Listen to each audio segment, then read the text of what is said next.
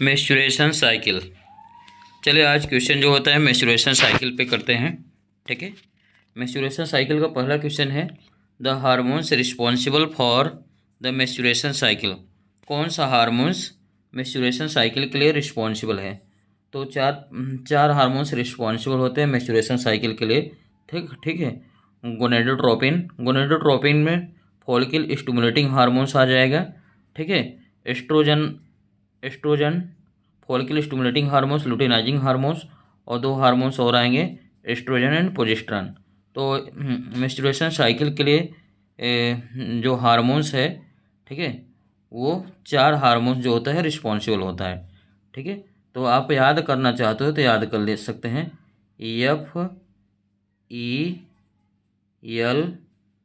FELP मतलब follicle stimulating hormones, ठीक है, एस्ट्रोजन, लुटेनाइजिंग हार्मोन्स, प्रोजेस्टेरॉन। इसी क्रम में ये सीक्रेट भी होते हैं। ठीक है, तो जैसे हेल्प होता है वैसे ही हेल्प करके याद कर सकते हैं। तो मेंस्ट्रुएशन साइकिल के लिए ये चार हार्मोन्स रिस्पॉन्सिबल होते हैं। ठीक है, और इसमें गोनेडोट्रोपिन दो हार्मोन्स आ जाते हैं, follicle stimulating hormones and luteinising hormones. ठीक है, अब चलिए नेक्स्ट क्वेश्चन का सॉल्व करते हैं। विच gland is responsible for initiating the menstruation cycle. तो कौन सा ग्लैंड जो है ठीक है मेंस्ट्रुएशन साइकिल को स्टार्ट करने के लिए रिस्पॉन्सिबल है? तो जो हाइपोथैलेमस होता है, हाइपोथैलेमस जो होता है गोनेडोट्रोपिन रिलीजिंग हार्मोन्स जो होता है, ये मेंस्ट्रुएशन साइकिल के लिए स्टार्ट करने के लिए रिस्पॉन्सिबल होता है। ठीक है, अब नेक्स्ट जो क्वेश्चन है, a mothers with 9 month baby is planning for the tubectomy. एक माँ है जो एक माँ है, ठीक है, जिसका 9 मंथ का बेबी है और वह टुबेक्टोमी के लिए प्लानिंग कर रही है कि टुबेक्टोमी कराना है। What is the ideal time for the surgery following menstruation. तो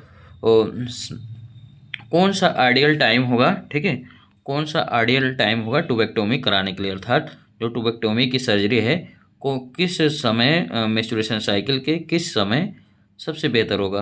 तो ध्यान दीजिए, मेंस्ट्रुएशन साइकिल के जो प्रोलिफेरेटिव फेस होता है, जिसको फॉलिकुलर फेस भी बोलते हैं, ये फेस जो होता है सबसे बेस्ट फेस माना जाता है टुबेक्टोमी के लिए। ठीक है, अब चलिए नेक्स्ट क्वेश्चन चलते हैं। नेक्स्ट क्वेश्चन, ठीक है, नेक्स्ट क्वेश्चन जो है वो हमारा है this face is so named because it is when the follicles in the ovary grow and form a natural egg names the face. उस फेस का नाम बताइए। ठीक है, मतलब जिसमें जो फॉलिकल्स होते हैं वह ओवरी में ग्रो करते हैं और वह मतलब कि एक को बनाते हैं प्राकृतिक तौर से। ठीक है, तो जो फॉलिकुलर फेस होता है, ठीक है, जो फॉलिकुलर फेस होता है उसमें जो होता है फॉलिकल्स का, ठीक है, ग्रो करता है ओवरी में। ठीक है, नेक्स्ट है the ovarian cycle is initiated by. Ovarian cycle अर्थात मेंस्ट्रुएशन साइकिल की बात कर रहा है। ठीक है, तो कौन मतलब हार्मोन से इनिशिएट करता है? तो फॉलिकुलर स्टिमुलेटिंग हार्मोन्स जो होता है ये स्टार्ट करने के लिए रिस्पॉन्सिबल होता है। ठीक है, क्योंकि गोनेडोट्रोपिन हार्मोन्स होते हैं। ठीक है, नेक्स्ट क्वेश्चन है the average blood loss in a natural menstruation cycle. तो बोल रहा है कि कितना ब्लड लॉस होता है नॉर्मल मेंस्ट्रुएशन साइकिल के दौरान, लगभग कितना ब्लड लॉस होता है? ठीक है, तो 50 से 100 ml ब्लड लॉस होता है। ठीक है, नॉर्मली जो होता है ब्लड लॉस मेंस्ट्रुएशन साइकिल के दौरान 50 से 100 ml होता है। The average amount of the blood loss during the period is 30 to 40 ml। Period के दौरान मतलब 30 to 40 ml आता है। और 9 आउट ऑफ द 10 जो होता है, लगभग 10 महिलाओं में से जो 10 जो होते हैं 80 ml से कम ही होता है। ठीक है, तो हम 50 एवरेज मान सकते हैं, 50 to 100 ml। Constant face in menstruation cycle. कौन सा फेस जो होता है मेंस्ट्रुएशन साइकिल में जो कांस्टेंट फेस माना जाता है? ठीक है, तो कांस्टेंट फेस जो होता है वह सेक्रेटरी फेस को बोलते हैं, और सेक्रेटरी फेस का दूसरा नाम जो होता है वह मेंस्ट्रुएशन फेस होता है। ठीक है, सेक्रेटरी फेज का दूसरा नाम क्या होता है? मैच्योरेशन फेज होता है। ठीक है।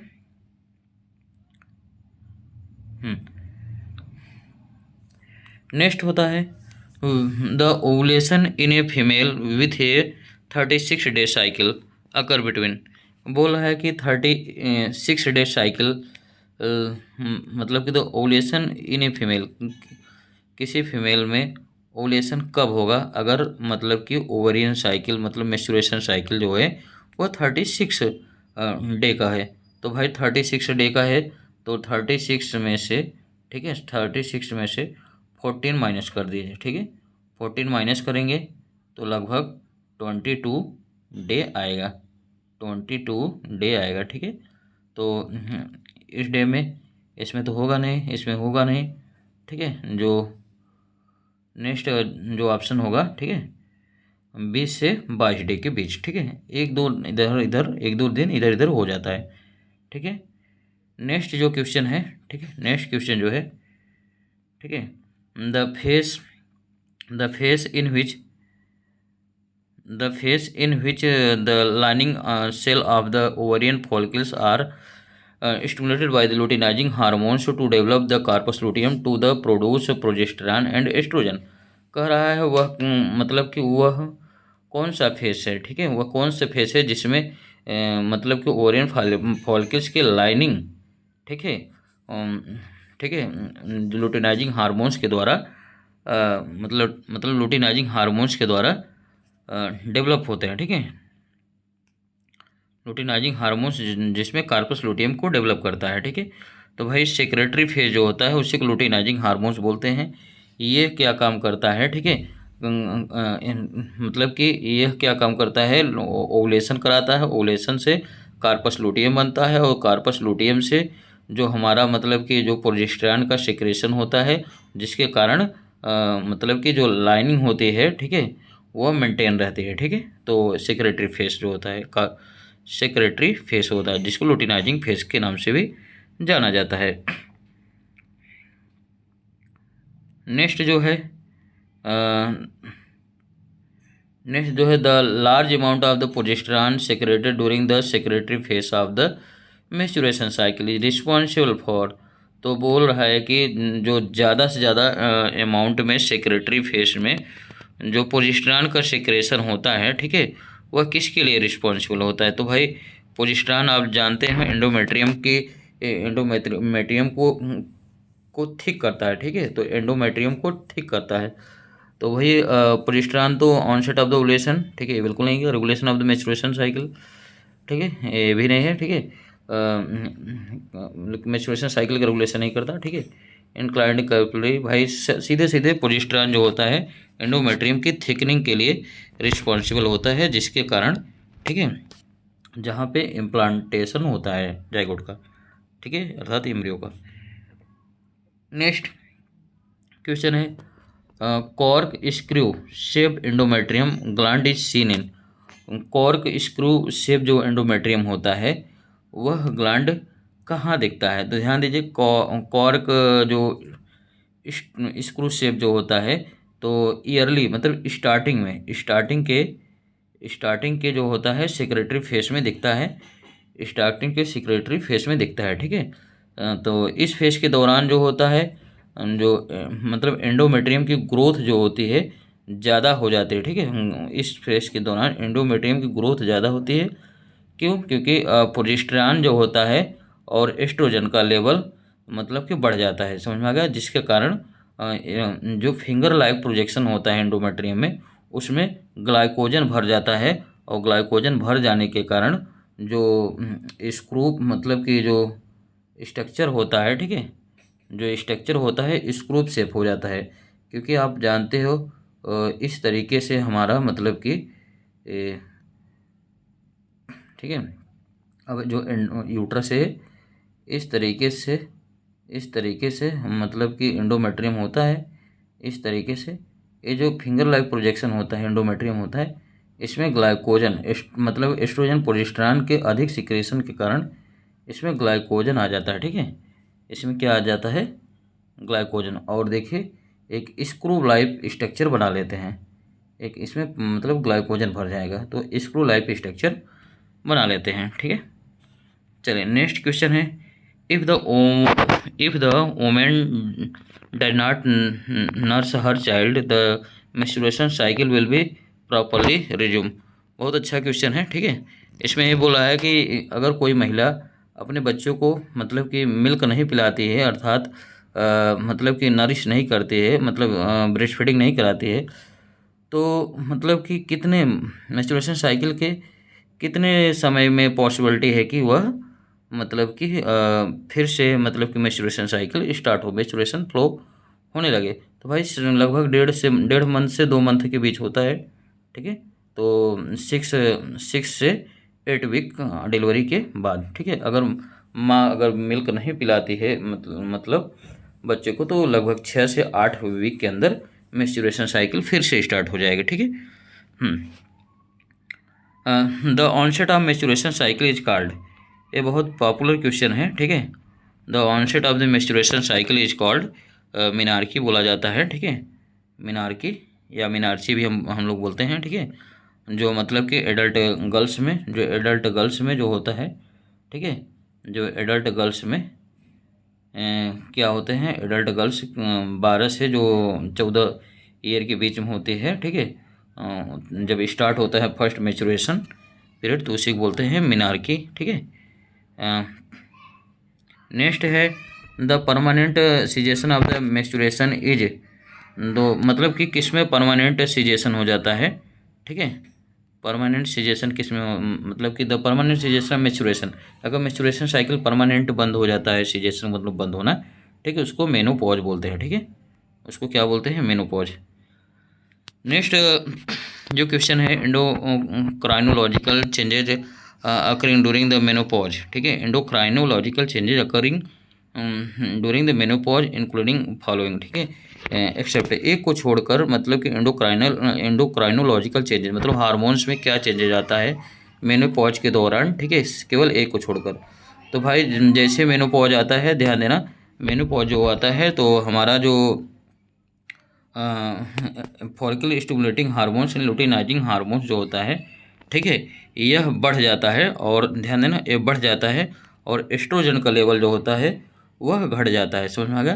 तो इसमें देखिए फॉल है, तो भाई मेनोपॉज के दौरान, ध्यान देना, मेनोपॉज के दौरान जो हमारा फॉलिकल स्टिमुलेटिंग हार्मोन्स जो होता है एंड लुटिनाइजिंग हार्मोन्स ये क्या होता है, ये बढ़ जाता है। और एस्ट्रोजन होता है, और एस्ट्रोजन जो होता है यह घट जाता है, किस में, ब्लड में। ठीक है, और यूरिन में यह एस्ट्रोजन बढ़ जाता है।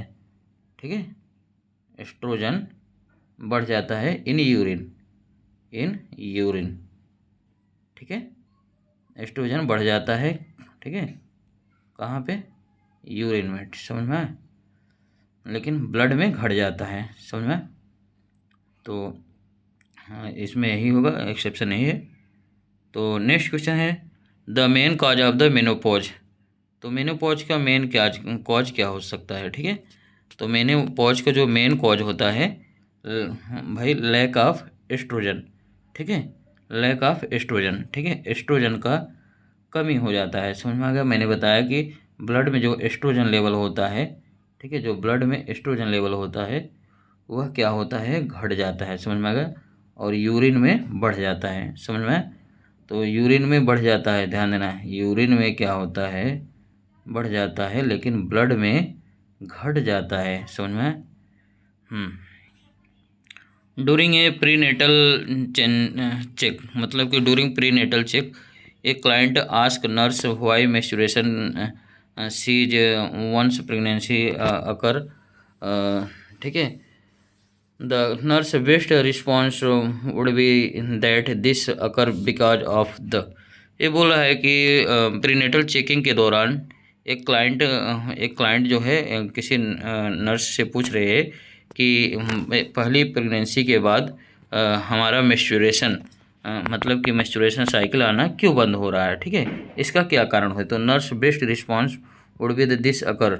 ठीक है, नर्स क्या रिस्पॉन्स देगी इसके लिए। ठीक है, इसके लिए जो नर्स रिस्पॉन्स देगी, इसमें reduction in secretion of the hormone by ovary. तो इसमें यही बोल रहा है कि मेन जो होता है, जो हार्मोन्स का सिक्रेशन है ओवरी में घट जाएगा। ठीक है, हार्मोन्स का सिक्रेशन जो है ओवरी में घट जाएगा।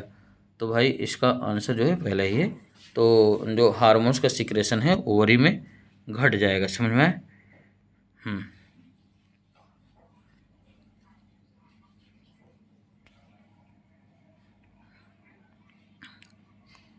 हार्मोन्स का सिक्रेशन जो है ओवरी में घट जाएगा। नेक्स्ट जो क्वेश्चन है, following are the complication of the premature menopause. ठीक है, following of the complication of the premature menopause. तो प्री मेच्योर मेनोपॉज से क्या कॉम्प्लिकेशन हो सकता है, केवल एक को छोड़कर। तो ध्यान देना, प्री मेच्योर, पहली बार ओस्टियोपोरोसिस, ध्यान देना, प्री मेच्योर होता है तो जान देना, मतलब कि भाई अगर मेनोपॉज हो रहा है तो आप जानते हैं इसमें क्या होता है, जो एस्ट्रोजन का लेवल होता है, ठीक है, ब्लड में जो होता है घट जाता है। अगर ब्लड में और यूरिन बढ़ जाता है तो ओस्टियोपोरोसिस होने का चांस बढ़ जाता है, समझ में आ गया? ओस्टियोपोरोसिस होने का चांस बढ़ जाता है। ठीक है,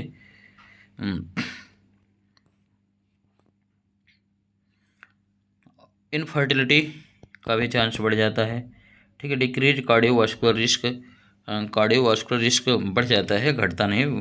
वैसो मोटर सिम्टम्स यही है जो सी ऑप्शन है। ठीक है, तो मतलब कि ओस्टियोपोरोसिस भी होता है, मतलब कि बोन लॉस होता है। ठीक है, इनफर्टिलिटी भी होता है और वैसो मोटर सिम्टम भी दिखते हैं। ठीक है, जो मोटर मतलब कि मसल्स जो होते हैं वो भी वीक होने लगते हैं, समझ में आ गया?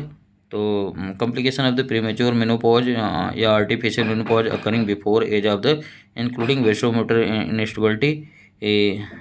ठीक है, और मतलब कि increase bone loss, increase cardiovascular risk, ये सब हो गया। ठीक है, नेक्स्ट जो क्वेश्चन है, the entire transitional phase between the sexual maturity and menopause. तो उसको क्लाइमेट्रिक बोलते हैं, क्लाइमेट्रिक फेज बोलते हैं, मतलब कि इंटायर ट्रांजिशनल फेज, कंप्लीट रूप से ट्रांजिशनल फेज और बिटवीन सेक्सुअल मैच्योरिटी के बीच का जो सेक्सुअल मैच्योरिटी एंड मेनोपॉज, मतलब कि सेक्सुअल मैच्योरिटी और मेनोपॉज के बीच, मतलब बीच का जो फेस होता है, ठीक है, उसके बीच में जो फेस होता है उसको क्लाइमेट्रिक फेस बोलते हैं। ठीक है, चलिए, ओके, थैंक यू, आज के दिन इतना ही। ठीक है।